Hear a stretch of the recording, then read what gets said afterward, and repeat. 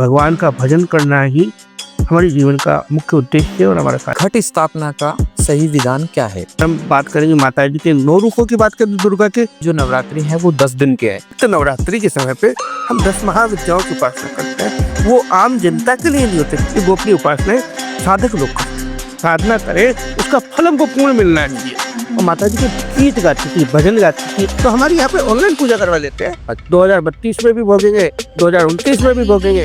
एक घड़ी आधी घड़ी आधी में पुनियाद, तुलसी संगत साधु की हरे कोटि अपराध। ये होता है जब ये हम गाय को रोटी तो हमारे कर्तव्य है। अजगर करे न चाकरी, पंछी करे न काम, दास मनुका कह गए सबके दाता राम। तो वो रील बना करके वो डालने से तो दुनिया देखती है, आपको भगवान भी देखा ही नहीं। उनके एक लोटा जल और समस्याओं का हल।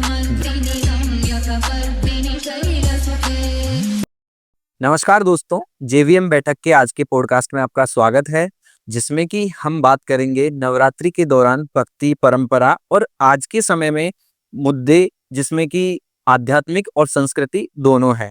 तो आज के जो हमारे अतिथि हैं वो हैं स्वामी श्री नर हरिदास महाराज जी। तो स्वागत है सर आपका जेवीएम बैठक के इस पॉडकास्ट में। जय श्री सीताराम। जय सीताराम। तो स्वामी जी, सबसे पहले आपकी जीवन शैली के बारे में मैं आपसे जानना चाहूंगा कि कैसे रही और कैसे आपने शुरुआत की। देखिए, मैं बाल्यकाल से ही साधुओं की संगति रही। हमारे जो पूर्वज थे, पूर्व आश्रम की अगर मैं बात करूं तो हमारे पूर्वज एक गणेश दास जी महाराज करके एक महात्मा हुए थे हमारे यहाँ, हमारे परिवार में। तो उनकी ही परंपरा से हमें, और उसके बाद में पूज्य एक बाबा मामा जी महाराज हुए थे, पूज्य नारायण दास जी महाराज।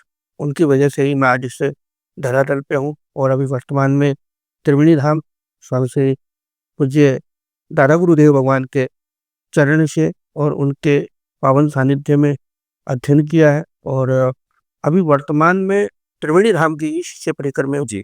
और उससे पूर्व मेरी वैराग्य लेने से पूर्व की दीक्षा राष्ट्रीय संत स्वामी श्री लोधरा वाले महाराज जी के साथ हुई थी।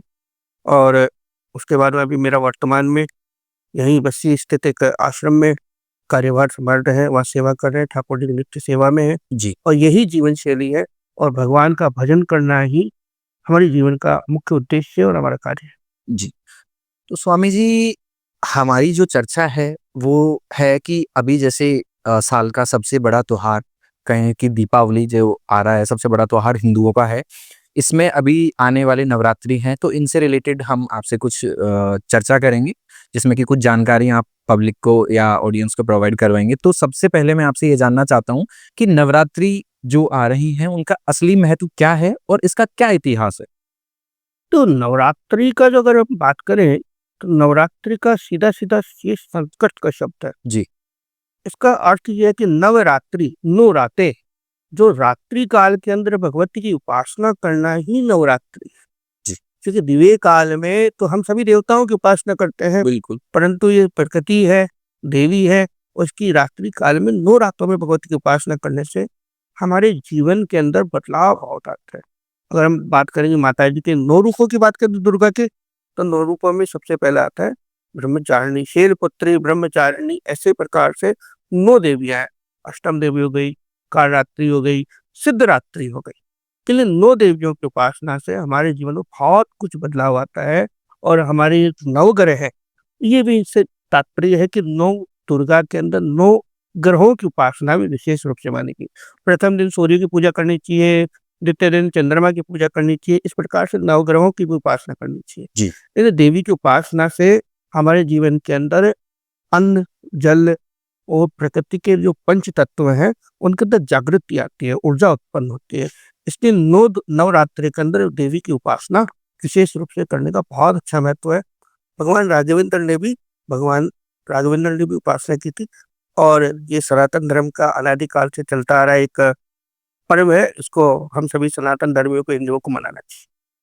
तो स्वामी जी, घट स्थापना का सही विधान क्या है? देखिए, घट स्थापना का सही विधान है कि मुहूर्त इसके अंदर महत्वपूर्ण है। जी। मुहूर्त के बिना किसी भी कार्य को नहीं करना चाहिए। इस बार 22 सितंबर 2025 सोमवार से नवरात्रि का आरंभ हो रहा है। तो उत्तर भाद्र नक्षत्र रहेगा और शुक्ल योग रहेगा। इस दिन प्रातःकाल सूर्य उदय के साथ ही शुभ चौघड़ियाँ चालू हो जाएंगे। इन चौघड़ियों में सबसे पहले चौघड़िया रहेगा 6 बज के और 19 मिनट से और 8:11 तक का जो सबसे प्रथम मुहूर्त रहेगा। उसके बाद में 9:19 से 10:49 का शुभ का चौघड़िया रहेगा। कुछ लोग इस समय नहीं मिल पा रहा है, तो अभिजीत का मुहूर्त एक श्रेष्ठ मुहूर्त बताया गया है। 11:56 से और 12:44 तक का शुभ मुहूर्त है। इस समय घट स्थापना करनी चाहिए। वैदिक विधान से अपने घर पे ब्राह्मण के द्वारा घट स्थापना करवानी चाहिए। घर के अंदर शुद्धि वातावरण होना चाहिए और तभी ही घट स्थापना करनी चाहिए। माता जी का आगमन होगा। जी। तो स्वामी जी, जैसे इस बार 2025 के जो नवरात्रि हैं, इनमें ये है सुनने में कि जो नवरात्रि हैं वो 10 दिन के हैं। तो इसका मतलब मैं जानना चाहता हूँ कि ये किस वजह से हैं, या मतलब इनके क्या इसमें जैसे कोई तिथि बढ़ने से हैं, या फिर क्या इसका जो है? अगर हम इस बार नवरात्रि की अगर बात करें, हुँ, तो ये नवरात्र शारदीय नवरात्रि की भगवती के नवरात्रे होते हैं। वैसे चारों नवरात्रे भगवती के होते हैं। जी, इनमें जो तिथि बढ़ी है वो तीज तिथि 2 हो गई है। ओके। तो तीज तिथि की वृद्धि होने के कारण ये नवरात्रि 10 दिन के होंगे और नवरात्रि का बढ़ना बहुत अच्छा माना जाता है। अशुभ नहीं माना जाता है।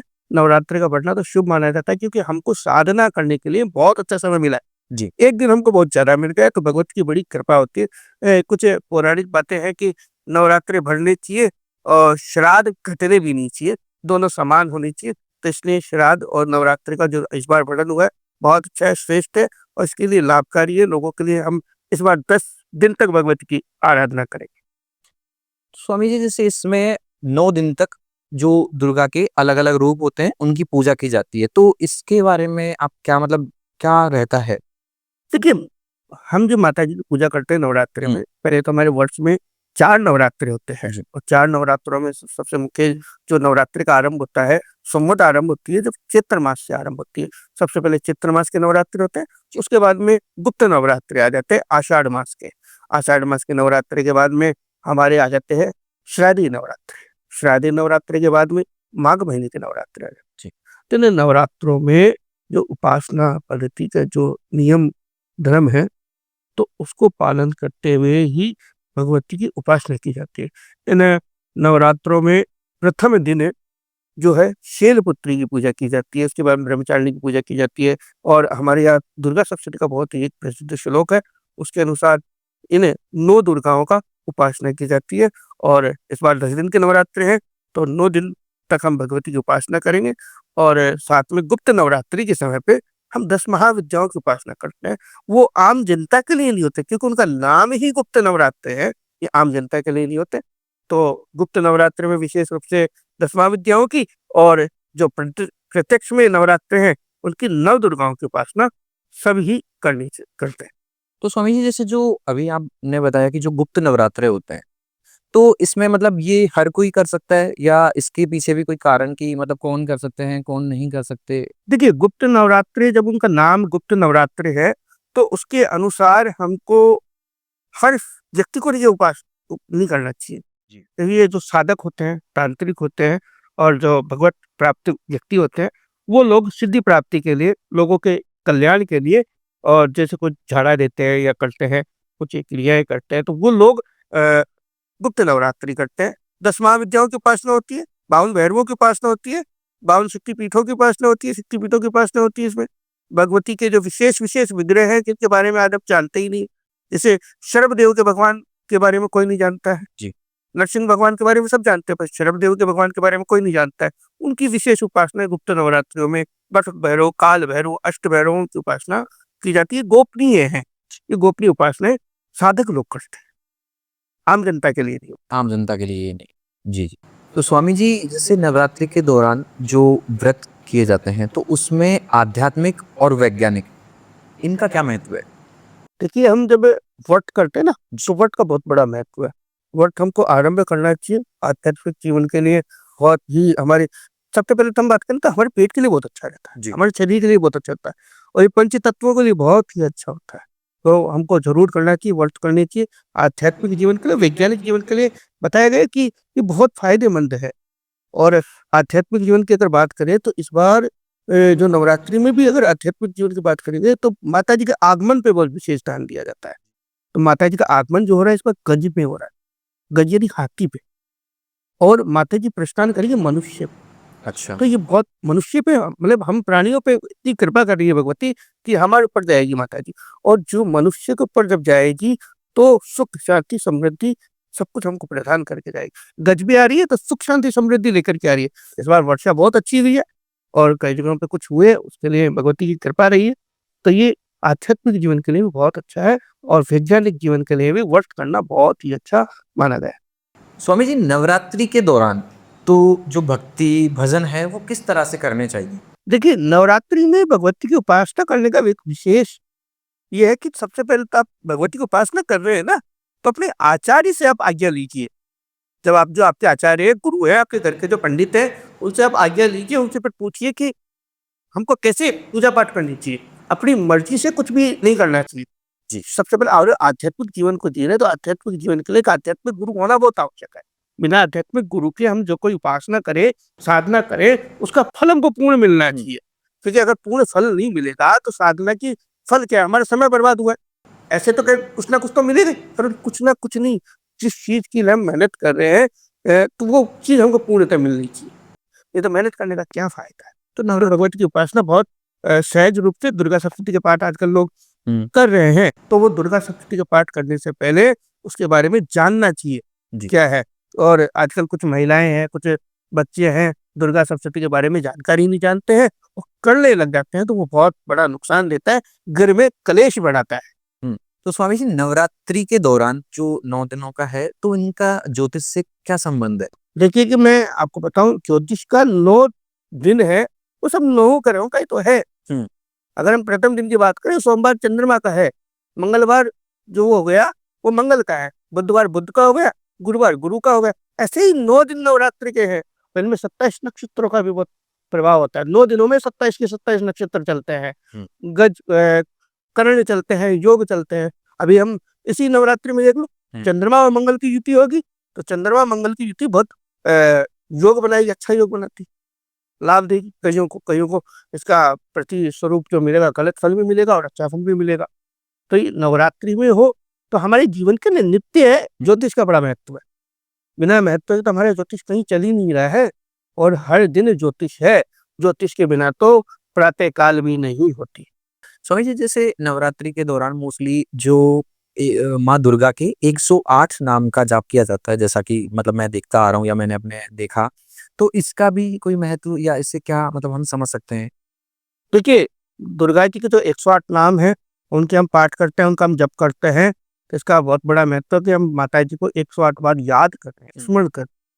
हम हमारी भगवती को अनेक नामों से, जैसे आपका नाम अभी नीरज है और आपका दूसरा नाम घर पे और कुछ है, जी। तो आपको आपके घर वाले और कुछ नाम से बुलाए और भगवती को हम अनेकों नाम से बुलाए, तो माता जी उतना ही प्रसन्न होती है। तो माता जी प्रसन्न होकर के हमको सब सुख, शांति, समृद्धि और आनंद प्रदान करती है। इसलिए भगवती के 108 नाम हर व्यक्ति को नवरात्रि में नहीं, प्रतिदिन करना चाहिए।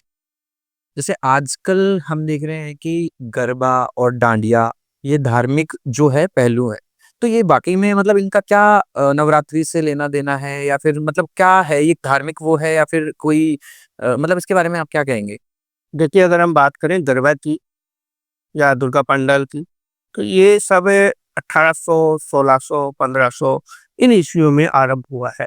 उससे पहले हम हमारे यहाँ पे ये सब थी नहीं परंपराएँ। अभी जो वर्तमान में जो परंपराओं में चल रहा है, ये 1800 ईस्वी में चालू हुआ। पहले एक झुंड बनाते थे और महिलाएँ गुजरात के अंदर हुँ। 15-20 महिलाएँ इकट्ठी हो गई और हाथों में दीपक लेकर के माता जी के सामने चारों तरफ दीपक प्रज्वलित करके और माता जी के गीत गाती थी, भजन गाती थी, आराधनाएँ करती थी, स्तुतियाँ सुनाती थी माता जी की।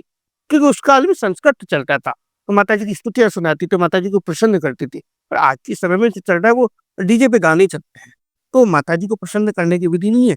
माता जी को प्रसन्न करने की विधि, अगर वो पुरानी परंपरा को हम ले, दीपक प्रज्वलित करें, माता जी की आराधना करें, तो वो परंपरा है, उस परंपरा को ही मानना चाहिए। आज की ट्रेंडिंग में जो डीजे वगैरह चला के और आप गरबा कर रहे हैं, डांडिया खेल रहे हैं, वो परंपरा नहीं है हमारे यहाँ पे। आधुनिकता को छोड़ के हम जो पहले की जो परंपरा थी, उसके अंदर ही चलना चाहिए। तो आपके अनुसार ये जो है सिर्फ़ एक मनोरंजन के लिए है? आप क्या जो आप कहना चाहते हैं कि वैसे आप लोग जो इसको मनोरंजन के तौर में जो नृत्य या डांडिया जो करते हैं, तो सिर्फ़ एक मनोरंजन की सीमा बन के रह गई? बिल्कुल, बिल्कुल, बिल्कुल। आज के समय में ये जो ट्रेंडिंग में जो चल रहा है, गरबा वगैरह रील में बनाने के लिए और अपने मन के सुख के लिए, हुँ, हुँ। इससे कोई मतलब अपने मन के सुकून के लिए थोड़ी देर के लिए आनंद लेने की, आनंद भोगने के लिए कर लेते हैं, परंतु इसका कोई भगवान से कोई या भगवती से कोई मतलब नहीं है, क्योंकि डीजे से भगवान खुश नहीं होता है हुँ। और बल्कि लोगों को कानों में पीड़ाएँ होती हैं, शरीर में पीड़ा होती है। कई बार देखा गया कि अचानक से बिना कारणवश ही साइलेंट अटैक आ गया। तो डीजे की जो ध्वनि होती है ना, उससे भी कई बार ऐसा हो जाता है। जी। वो ध्वनि कंपन जो है वो नुकसान देता है। इसलिए जो भगवती की आराधना करनी है आज के ट्रेंड के हिसाब से नहीं छोड़ करना चाहिए, बल्कि हमको करना चाहिए जो पुरानी परंपरा है, उसकी तरफ से गरबा और डांडिया करना चाहिए, उसी को मानना चाहिए। स्वामी जी, टेक्नोलॉजी के इस युग में पूजा के नियम बदल गए हैं या क्या है? देखिए, टेक्नोलॉजी के इस युग में, अभी आधुनिक युग में कोई भी नियम नहीं बदले हैं, केवल कुछ चीज़ें और बढ़ी है। अब जैसे मान लो किसी व्यक्ति को यूएसए में पूजा करवानी है और यूएसए में पंडित जी नहीं है, तो हमारे यहाँ पे ऑनलाइन पूजा करवा लेते हैं।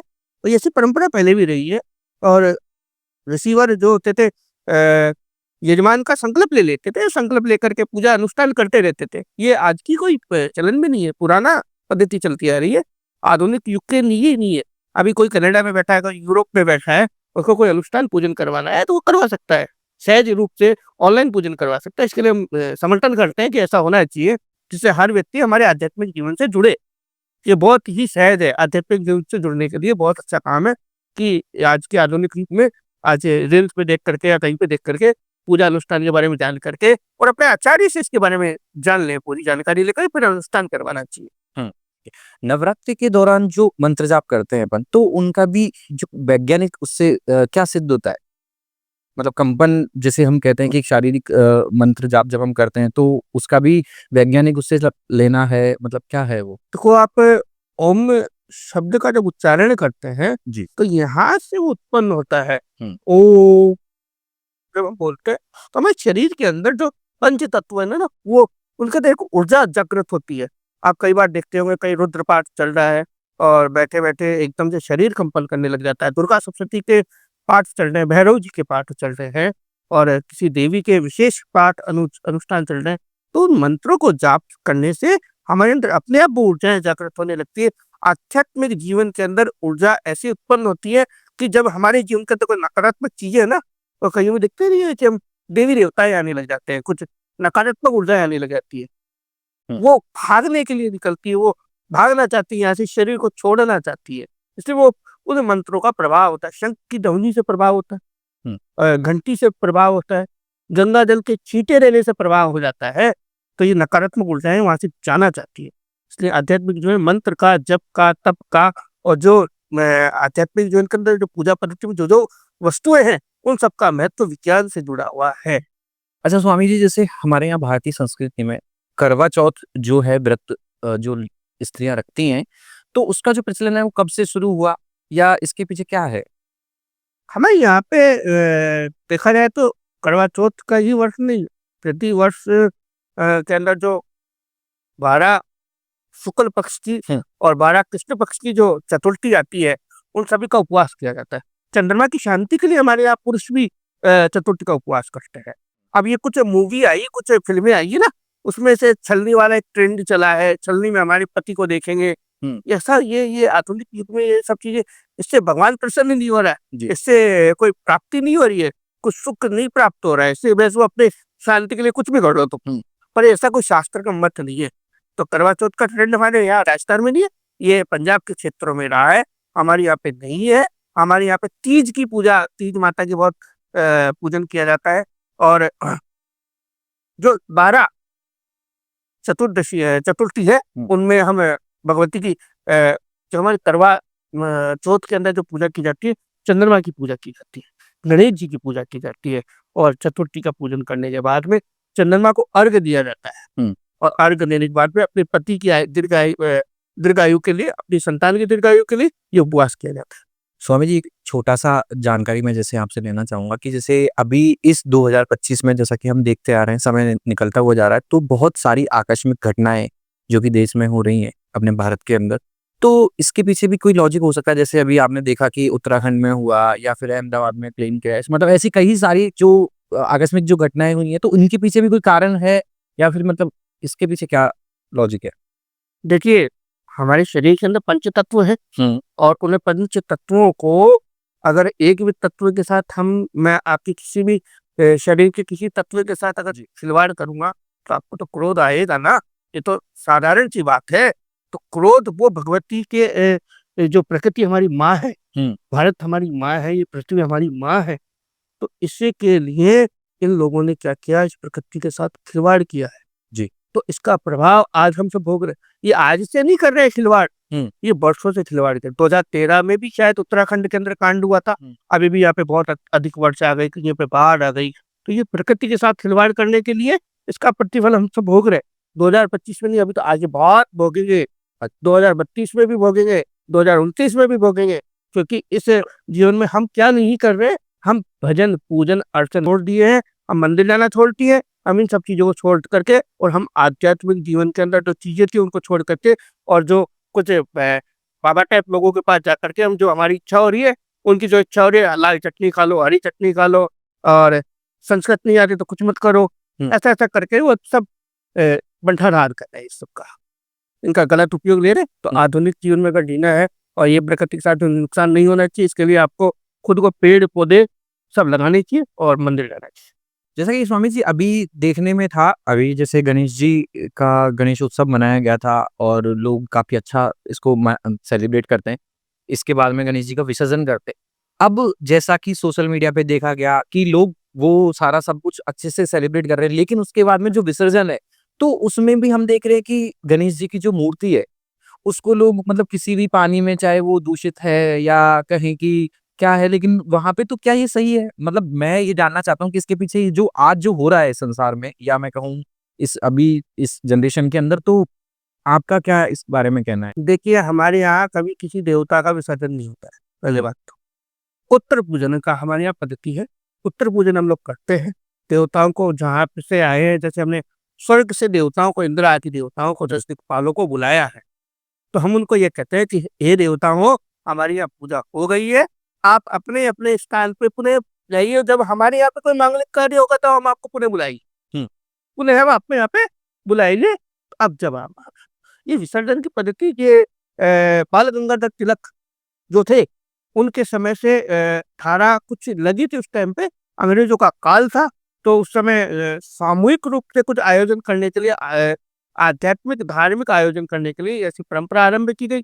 उस समय की आवश्यकता थी, उस आवश्यकता को आज एक नियम बना लिया। साहब ये तो आध्यात्मिक हो गई, इसको तो करना ही पड़ेगा, तो जरूरी है, गणेश जी घर पे नहीं बैठाएंगे तो ऐसा हो जाएगा। ऐसा कुछ नहीं, उस समय की आवश्यकता थी, उस समय के अनुसार कर लिया। अभी आवश्यकता जो चीज की है वो चीज हम कर लेते हैं, परंतु ये कोई ऐसा कोई सनातन धर्म से कोई नियम नहीं है, विसर्जन नहीं करना चाहिए गणपति जी का। मैं तो इसका बिल्कुल भी समर्थन नहीं करता हूँ। किसी भी देवता का विसर्जन नहीं होता है, केवल जो होता है तो उत्तर पूजन होता है। जी। स्वामी जो जानना था, जैसे मैंने आपको बताया कि आज जो मनुष्य है, वो बिना किसी की जानकारी लिए हुए, जैसा कि आपने बीच में भी शुरुआत में भी कहा था कि हमें कोई भी ऐसा धार्मिक कार्य, पाठ, पूजा हम अपने गुरु से पूछ के करें और उसके बारे में पूरा प्रावधान समझें, उसके बाद में हम उसको करें। तो जैसे अभी मैंने आपको वही चीज़ मैं एक बार आपसे दोबारा पूछना चाहूँगा कि जैसे जो विसर्जन की जो विधि है, अभी लोग उसके लिए भी पूछना चाहिए या फिर उनको भी एक पवित्र स्थान ऐसा देखना चाहिए कि जहाँ विसर्जन हो सके? जैसे अभी देखने को आया था, अभी सोशल मीडिया पे भी बहुत ऐसा था कि लोग कहीं पे भी विसर्जन कर रहे हैं। तो मतलब मैं ये आप पब्लिक को क्या संदेश देना चाहते हैं कि उन्हें अगर वो कर भी रहे हैं तो किस तरह से करना चाहिए और उसके लिए भी पीछे मतलब क्या एक रहना चाहिए सिस्टम जो है? देखिए, सबसे पहले तो गणपति विसर्जन हमारे यहाँ परंपरा नहीं है। अगर आप करते भी है तो मिट्टी के छोटे से, हमारे यहाँ गणपति लाल मिट्टी के गणपति बना करके और अपने घर में ही उनका विसर्जन किए। ये डीजे बजाना, आप कितना की तरफ मत जाइए। हाँ, अगर गणपति का विसर्जन करना है, पूजन अर्चन कर लिया, उनको किसी भी छोटे से पात्र में, छोटे से गणपति जी को, जितने भी बड़े हुए आपके पास आकृति की गणेश जी, मिट्टी की होनी चाहिए वो उसको डाल दीजिए, वो मिट्टी वापस उपयोग में हो जाएगी। तो ऐसे क्या है कि किसी भी नाले में रख दिया हमने, गणेश को छोड़ा है, वो भगवान का हम अपमान कर रहे हैं, हम हमारे धर्म का अपमान कर रहे हैं, हम हमारे प्रकृति का अपमान कर रहे हैं, जिससे हम आए हैं, जिसके हम संकल्प लेकर के आए हैं, उस प्रकृति का हम अपमान कर रहे हैं।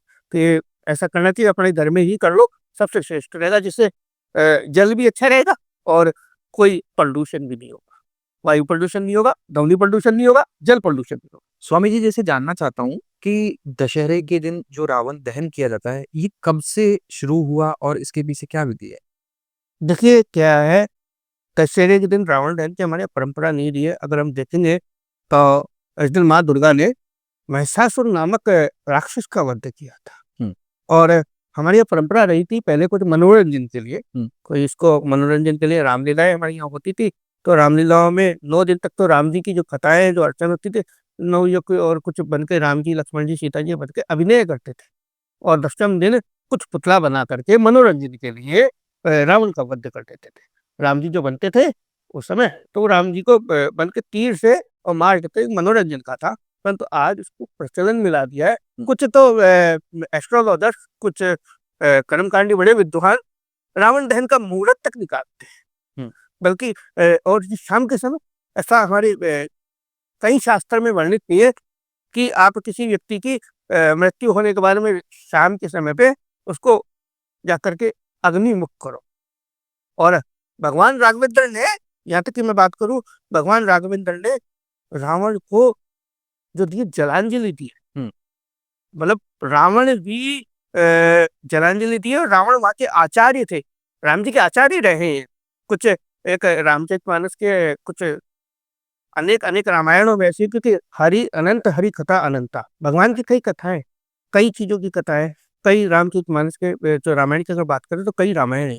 एक जैसे आनंद रामायण हो गई, वाल्मीकि रामायण हो गई, रामचरितमानस हो गई, और कईयों ने रामचरितमानस के ऊपर बहुत चीजें अपने अपने बातें बताई। हुँ। तो उसके अनुसार अगर हम बात करें तो राम जी के जो एक बार आचार्य रहे रावण, और संकल्प लिया है उन्होंने कि भाई मैं तुम्हें जलांजलि दूंगा, तो रावण को जलांजलि दे रहे हैं राघवेंद्र। हुँ। तो आप जिसको जलांजलि राघवेंद्र दे रहे हैं उसको तुम ऐसे जला रहे हो भाई। राघवेंद्र उनका सम्मान कर रहे हैं, राघवेंद्र उनका सम्मान करते थे रावण का। वो राक्षस कुल का था भले ही, भले कुछ भी था, परंतु ब्राह्मण था, ब्राह्मण का भगवान भी सम्मान करते थे। तो आप कौन होते हैं कि आप जाकर के उनको हुँ। दशहरे के अंदर जाकर के और रात्रि काल में उसको जला रहे हैं? ये तो गलत है। ये पद्धतियाँ केवल मनोरंजन के लिए थी, परंतु ये गलत है, ऐसा नहीं करना चाहिए। अच्छा स्वामी जी, जैसे ये जानना चाहता हूँ कि आज का जो समय है, इसमें देखा जा रहा है कि हर मनुष्य किसी न किसी कारण से परेशान है।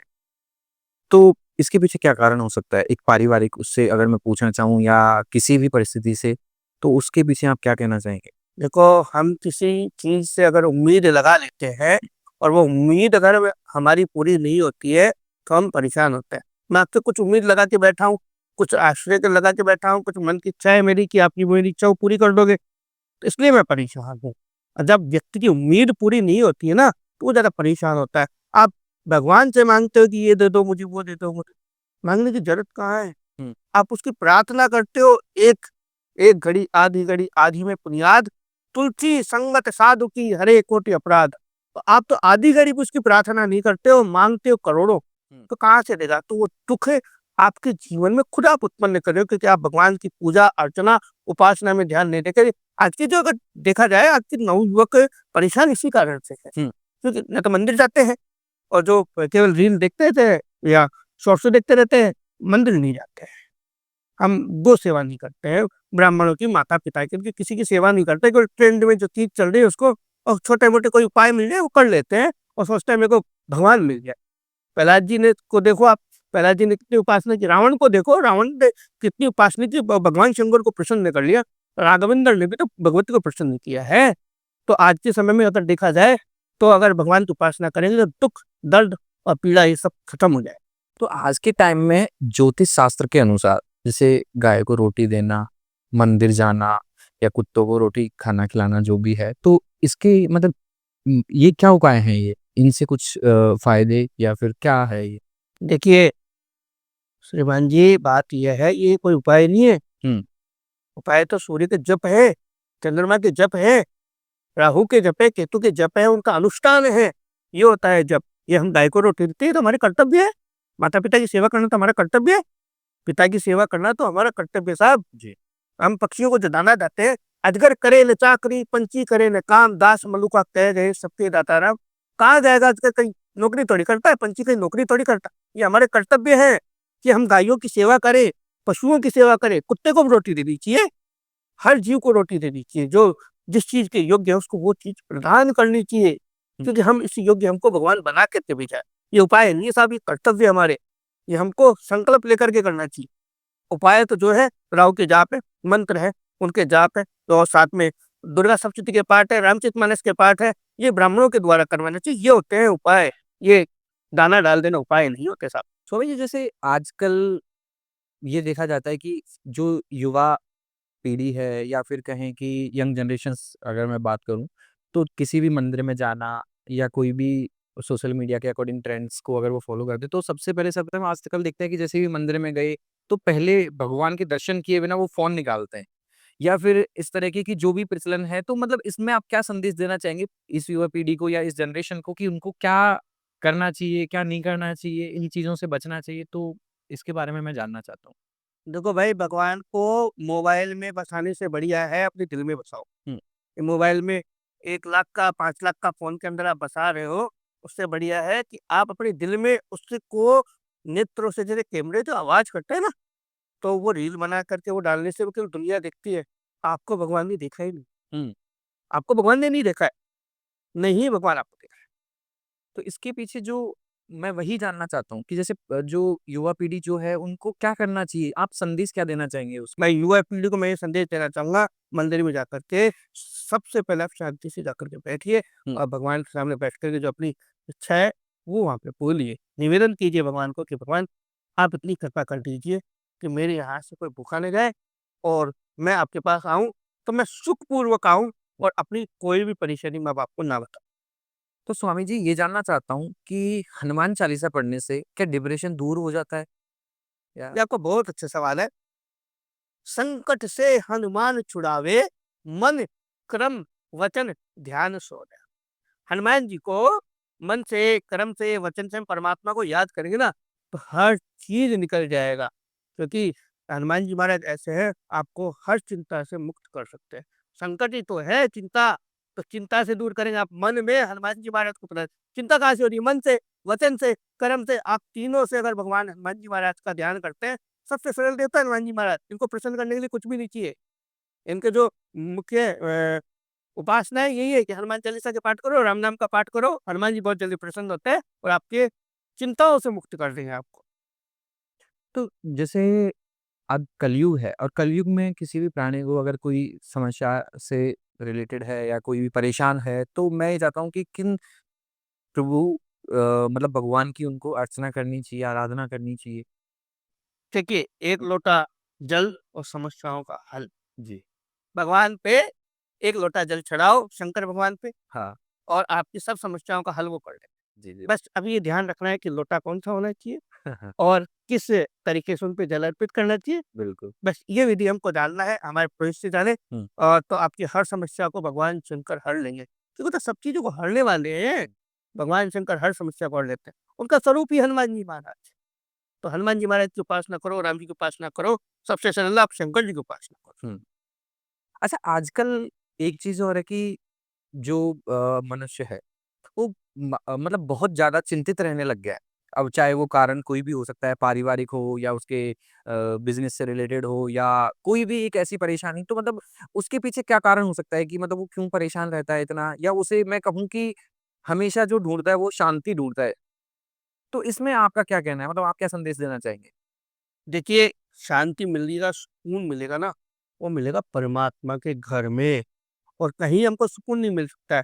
हमको सुकून एक ही जगह मिलेगा, जो मिलेगा केवल और केवल भगवान के पास, और भगवान के नज़दीक जाने का एक सीधा-सीधा मार्ग है कि आप अपने घर में, परिवार में, अपने इष्ट मित्रों के साथ कुछ समय बैठिए और उनसे चर्चा कीजिए। आज हम सोशल मीडिया पे, फ़ोन पे, मैसेज पे बात करते हैं ना, ये बंद कर दीजिए। आप ये आधुनिक युग के सोशल मीडिया से थोड़ा दूर होइए और जल्दी सोइए। जल्दी सोने का और जल्दी उठने का नियम बना लीजिए। आप चिंताओं से मुक्त होने लगेंगे, आपकी परेशानियाँ कम होने लगेगी और अपने परिवार के साथ बैठ कर के कम से कम नहीं तो पूरे 24 घंटे में 1 से 2 घंटे निकाल के उनके साथ बैठ कर के एक समय का भोजन कीजिए, कीर्तन कीजिए और जिस भी धर्म से उस धर्म के लिए चर्चा कीजिए। और हो सके तो आज के समय में जो चीज़ें चल रही है ना, आपके मन की जो बात है, हुँ, आप अपने माता-पिता, अपने मित्रों को बताइए। हुँ। संगति का बहुत बड़ा प्रभाव होता है, अपनी संगति अच्छी कीजिए।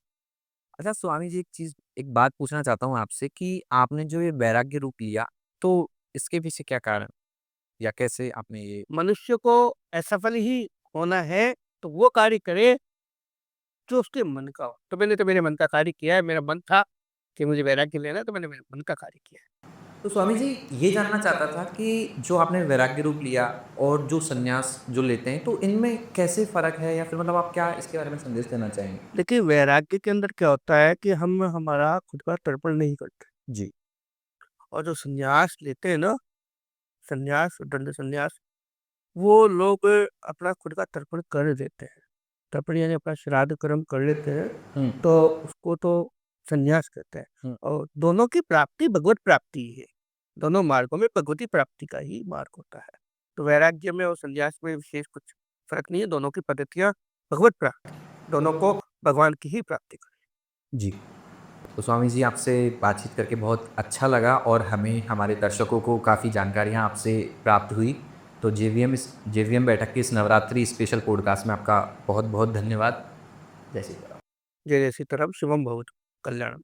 तो बने रहिए जेवीएम बैठक के साथ, हर बार एक नई चर्चा के साथ, नए अनुभव के साथ। Thank you.